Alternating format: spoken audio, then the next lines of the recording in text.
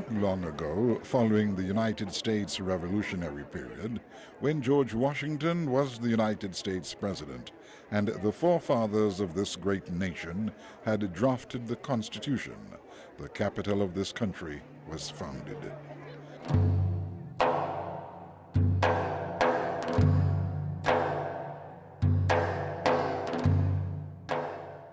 Since its appointment as capital, Washington, D.C., known for its notable buildings and residents, has enjoyed a rich culture and history.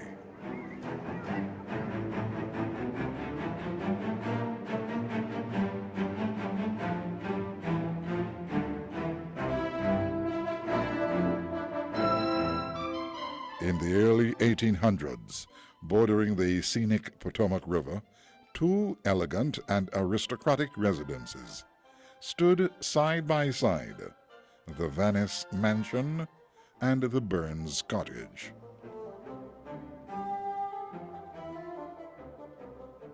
The Vannis Mansion, named after its owner, John Vannis, a prominent Washington aristocrat, was the first home in the district to have access to running hot and cold water. A technological break, though, equivalent to standing on the moon for people of this century.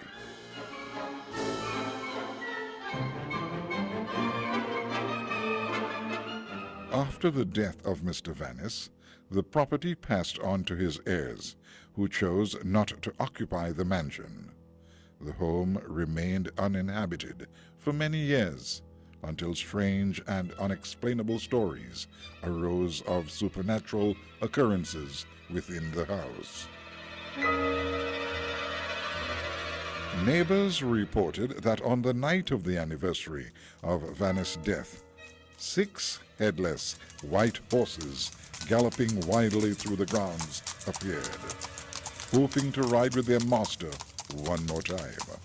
There were also reports of a melancholy ghost, Mrs. Vannis, wafting desperately from room to room while waiting for her loved one who never appeared.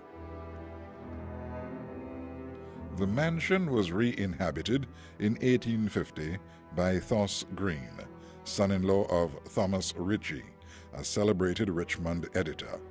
He and his wife resided there through the Civil War and for some time thereafter.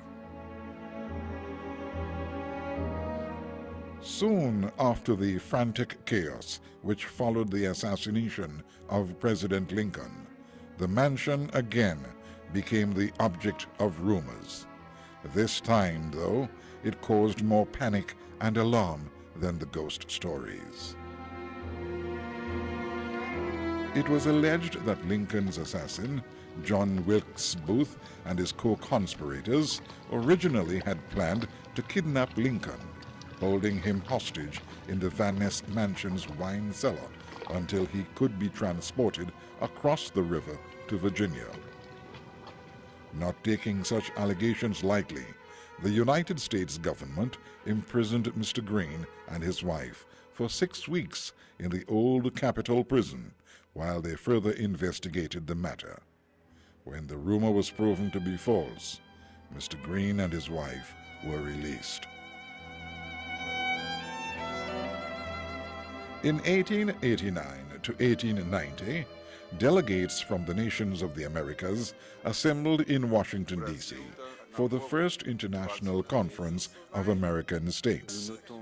During a session held on April 10, 1890, delegates discussed what would be a fitting memorial to commemorate the first gathering of representatives from the American nations. The distinguished delegate from Colombia, Ambassador Carlos Martinez Silva, stated, "The memorial to be erected ought to be something at once useful and made up of elements, to which each government might contribute independently, and it occurred to me that the only plan which would satisfy all these requirements was the establishment in Washington of a memorial library, to which each government could send on its own account the most complete collection possible of historical, literary, and geographical works, laws, official reports, maps, etc., so that the results of intellectual and scientific labor in all America might be collected together under a single roof. That would be a monument for lasting and more noble than any in bronze or marble. The Columbus Memorial Library was formally established on January 24, 1902.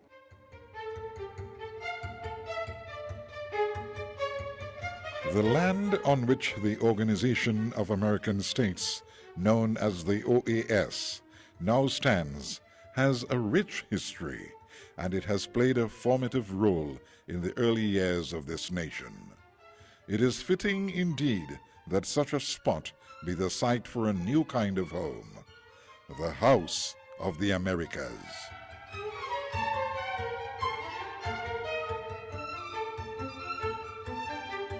The OAS is the oldest international regional organization in the world.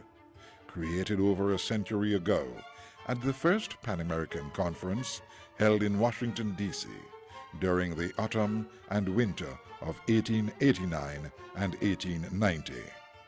Seeking to promote regional cooperation and solidarity, the organization was designed to improve the economic and political harmony of the hemisphere by increasing multicultural understanding among the people of the Americas.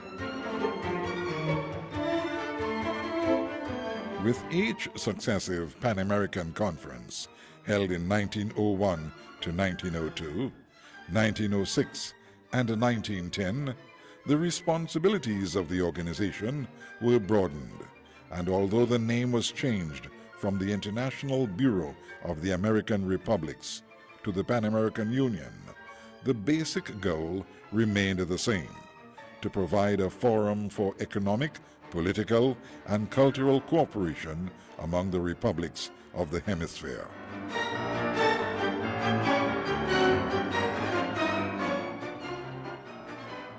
The building that was to house this organization needed to reflect these goals. Through its architecture and design, it needed to express the cultural diversity of the peoples of the hemisphere, while still maintaining a harmony of style. A competition to find the perfect design resulted in hundreds of applicants with a multitude of ideas. In the end, Albert Kelsey and Paul Crett of Philadelphia were selected to design the building that would encompass these ideals.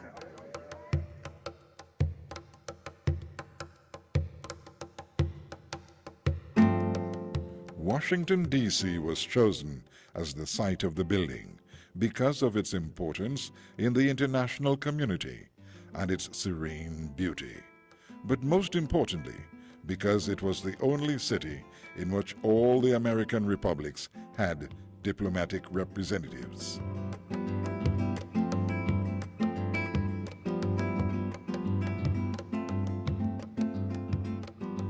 Without the generosity of the philanthropist Andrew Carnegie, who donated 1/3 of the total construction costs, the building would have never been made a reality.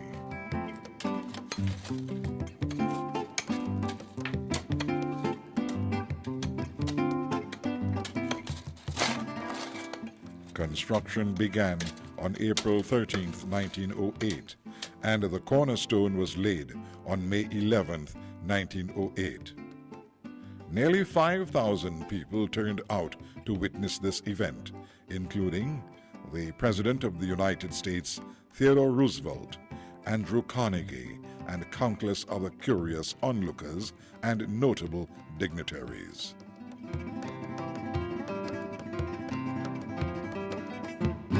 A formal unveiling of the building took place on April 26, 1910, nearly 2 years after the first cornerstone had been laid.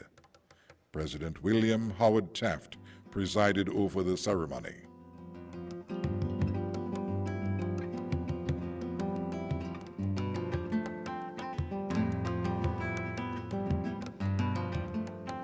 Kelsey and Crett had successfully constructed a building which represented the culture of the Americas and its diversity.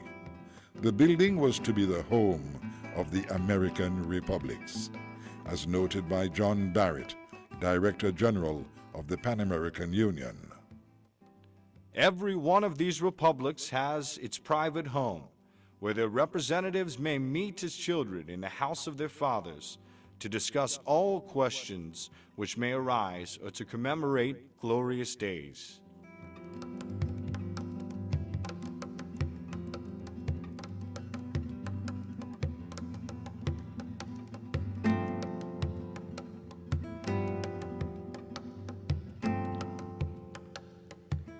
Standing tall and proud on the front steps of the building, this bronze statue of Queen Isabella of Spain welcomes all who visit this home.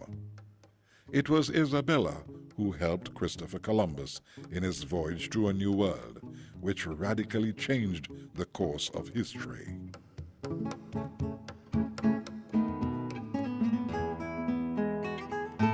The majestic exterior is built entirely of white Georgian marble, adorned with vivid blue veins running through each stone. Atop a short flight of white marble steps lie 3 grand arched doorways, overlooked by 2 sculptures on either side representing North and South America.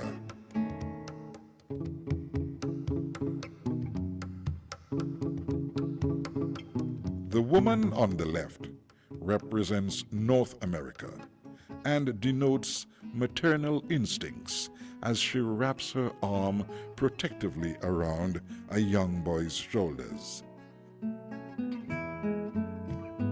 The celestial beauty and the boy appear strikingly alert and active, expressing the energetic spirit of the awake North.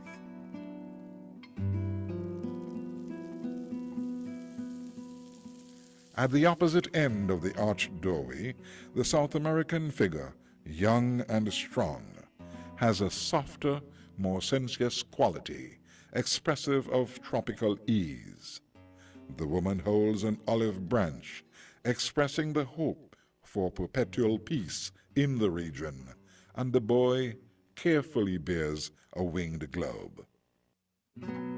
He seems to be vaguely stirred by the impulse of a high destiny. Above each figure is the symbol of the region, the eagle of the north and the condor of the south.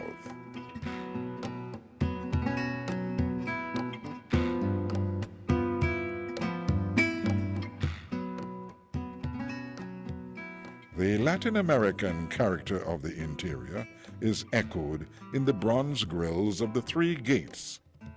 The grilles are copies of those in the Cathedral of Zaragoza, Spain.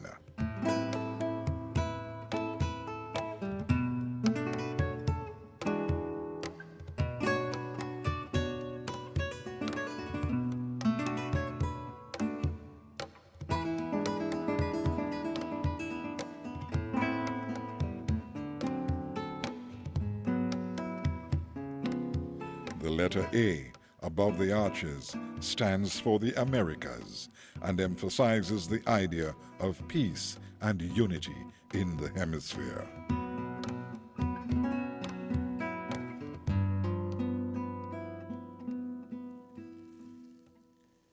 With its barrel-arched ceiling and ornate designs, the vestibule runs the entire width of the midsection of the building.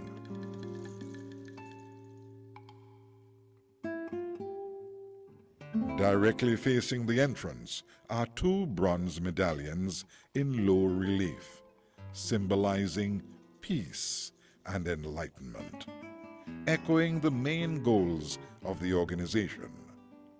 Opposite them are medallions symbolizing law and love of country.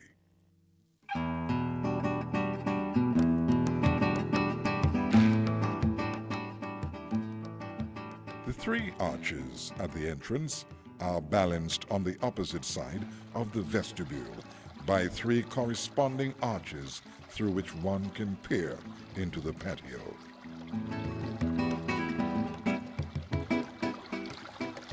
The large archway gives the sensation of being transported to a tropical paradise or into the mountainous gardens of a secluded Latin hacienda or ranch.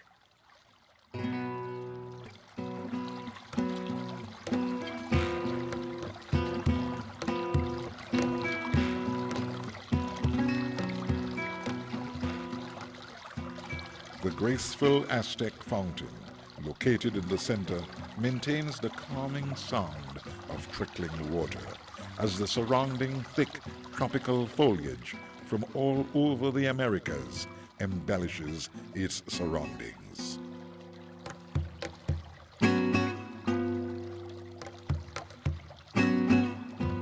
Nestled among the tropical trees sits the growing peace tree, planted by President William Howard Taft during the dedication ceremony in 1910.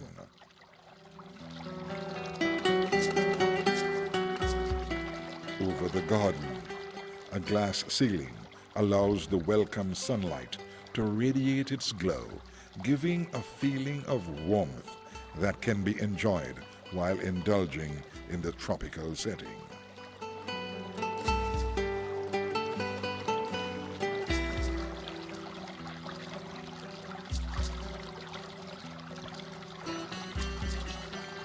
The fountain, whose focal point is the central pillar, represents the historical continuity, the individuality and cultural diversity of the Americas. The pillar depicts an Aztec warrior representing the links with the ancient past, an American Indian, and the figure of a woman whose beauty represents the future full of possibilities.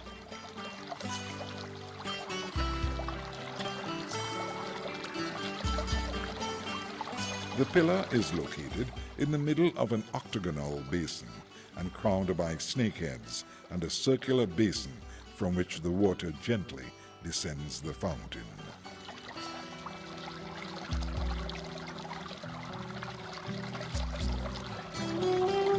The indigenous theme of the fountain is also reflected in the mosaic designs on the floor. Figures made of black tiles that stand out against the surrounding red brick tiles represent Mayan and Incan origins. The scene, composed of a standing figure in profile with 1 seated figures on each side, is a copy made of a stucco in low relief found in the Palace of Palenque, an ancient Mayan city in Mexico.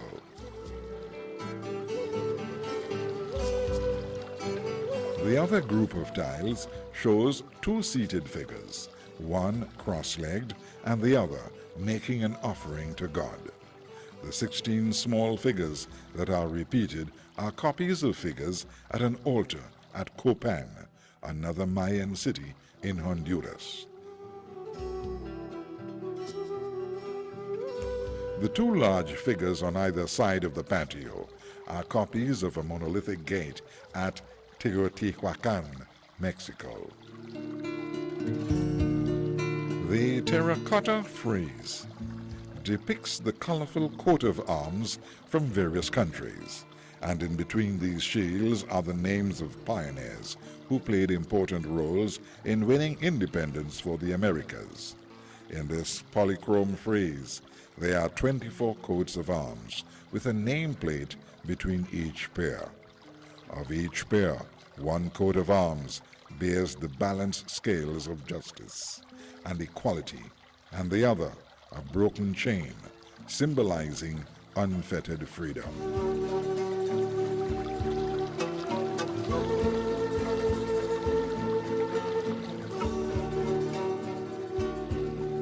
Another noteworthy detail of the patio is the relief map of the Western Hemisphere that is located on the shields over the door at the sides.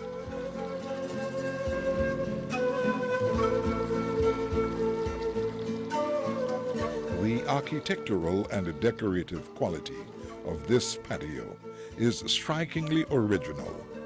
It embodies the American spirit by combining the Old World and the New World and the various nationalities interwoven into a single union of harmonious fabric.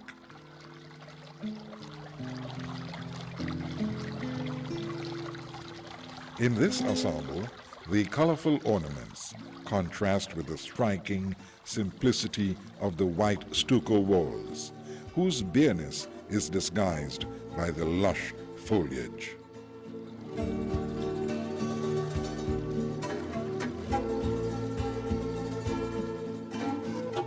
Visible from the patio, the art gallery displays paintings, sculptures, and photographs of American and Caribbean artists.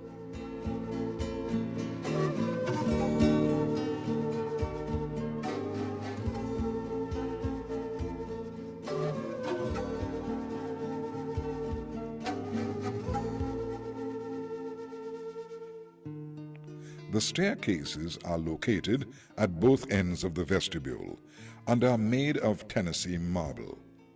The staircases lead to the Hall of Heroes and Flags, where busts of patriots from South America and the Caribbean member countries are found. The busts line the walls of the hall along three sides of the patio and second-story corridor.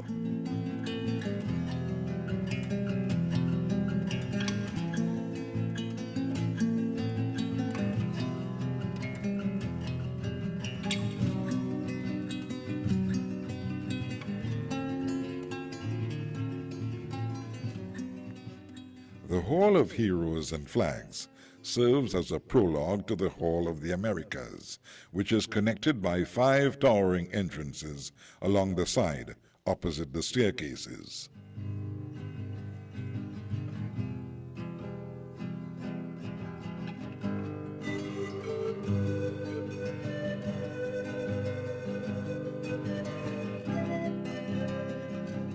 The Hall of the Americas is where all important events are held, including historical moments such as the signing of the Panama Canal Treaty in 1977.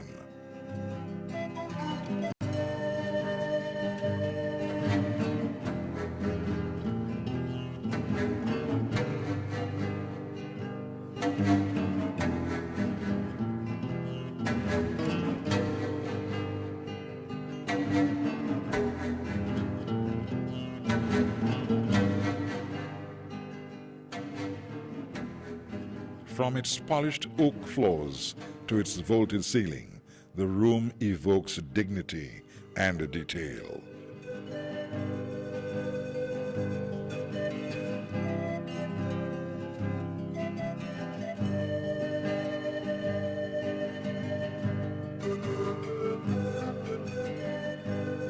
In all its corners, the Latin word pax, or peace, is sculpted in large, bold letters.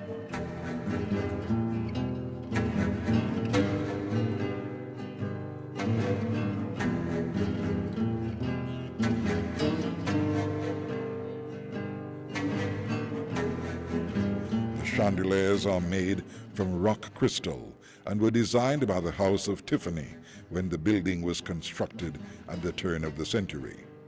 The vaulted ceiling, which is barrel-arched like the foyer and the vestibule, are upheld by 24 columns.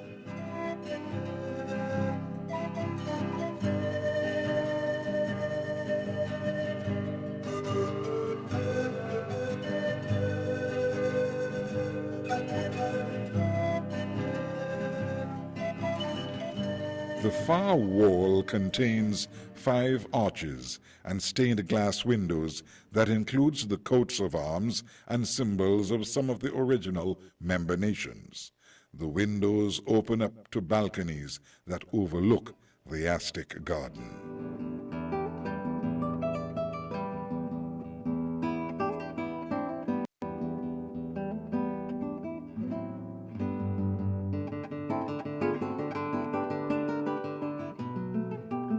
The Aztec garden houses a long blue-tiled lily pond, guarded by a statue of Xochipilli, the Aztec god of flowers. Also in the garden is the annex building, which today houses the Art Museum of the Americas. The museum contains over 2,000 works of art from Latin America and the Caribbean's most relevant artists. The Art Museum of the Americas was originally designed to serve as the official residence of the Secretaries General of the Organization of American States.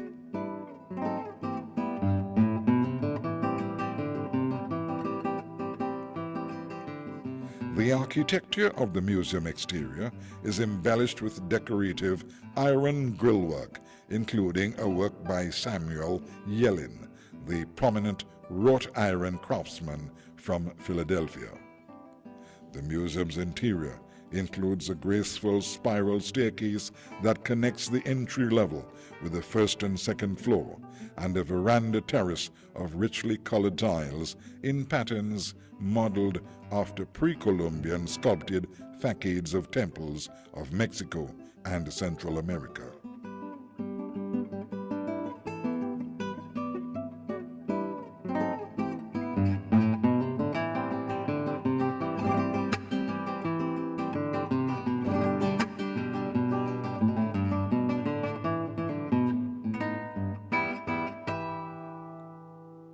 The loggia tiles were created by Philadelphia's Enfield Pottery and Tile Works, which was founded by John Dulles Allen in 1906.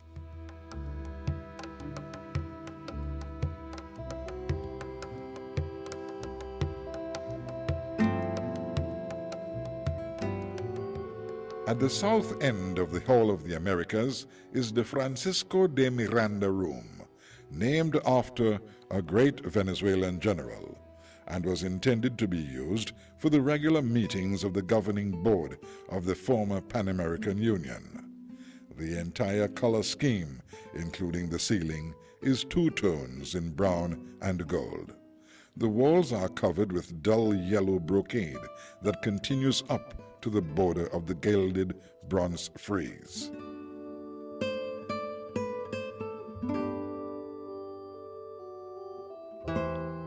The spacious table is oval, and each chair bears the name and coat of arms of a member country.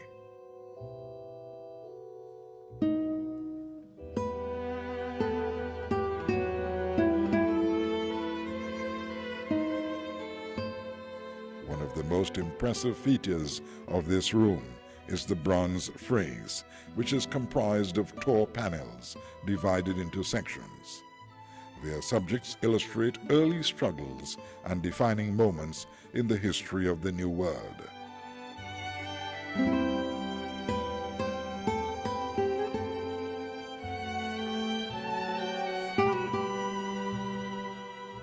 On the south wall is the South American panel, which depicts Pizarro with the Incas. Manco Capac and Atahualpa, two noted Incan leaders, Bolivar crossing the Andes on his quest to liberate the Americas, San Martin and Bernardo O'Higgins, a llama driver, and a gaucho, the typical cowboy of the Pampas in Argentina.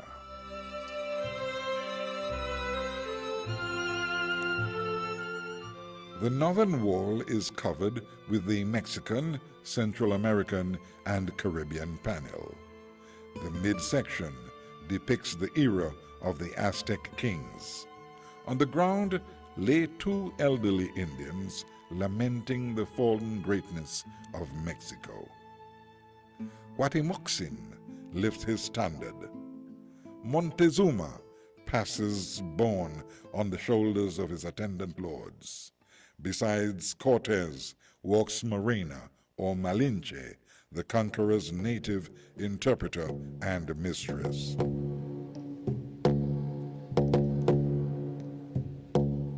The two sections next to the center also belong to Mexico.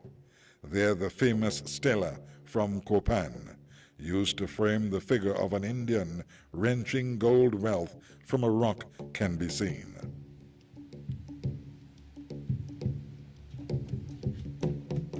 Unfortunately, it was greed that led to the destruction of great indigenous civilizations.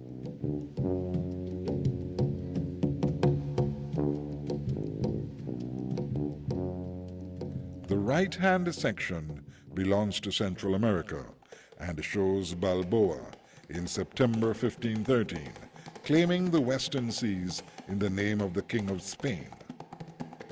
After making their way through the impenetrable forest of the Darien, Balboa and his Indian guide, Chief Ponca, came upon a vast, unknown ocean, which Balboa named the Southern Sea. On the most prominent wall of the Miranda Room is the North American panel, representing Champlain at a conference between the Huron and the Algonquin chiefs, which took place near Quebec. The native, standing in the canoe, presents an undecorated pipe, a native symbol which means, "I have organized a war party." His left hand is giving a sign of friendship. On the east wall is the Brazilian panel, which shows the landing of Dom João of Portugal in Brazil. The Portuguese royal family was driven from their country by Napoleon in 1808 and sought refuge in their colony. They transferred the Portuguese seat of government to Rio de Janeiro. The panel depicts the monarch being conveyed from his worship to the palace that had been prepared for his arrival.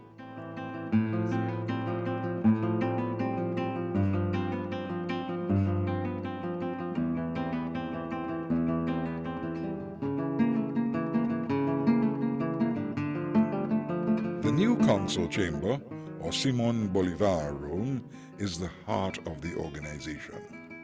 It is in this room that the permanent council of the organization meets. The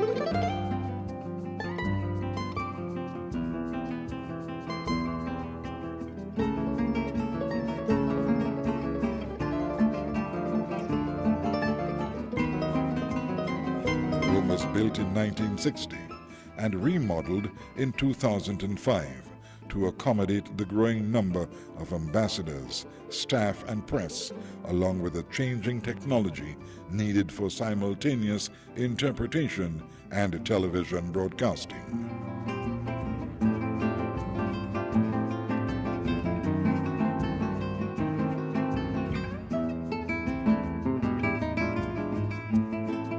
The House of the Americas is important not only because of its architectural attributes and unique artistic qualities. It is without a doubt a manifestation of the ever-present reminder of perpetual association, of unity of common interest and purpose, and hope among all the American nations. The building is a symbol of the hemisphere, and more importantly, a symbol of the inter-American system. The basic premise today is still the same as it was a century ago: to encourage economic, political, and cultural harmony within our hemisphere. For this to happen, the rich ethnic, cultural, and historical diversity of the Americas must be embraced as it is in the design of the building.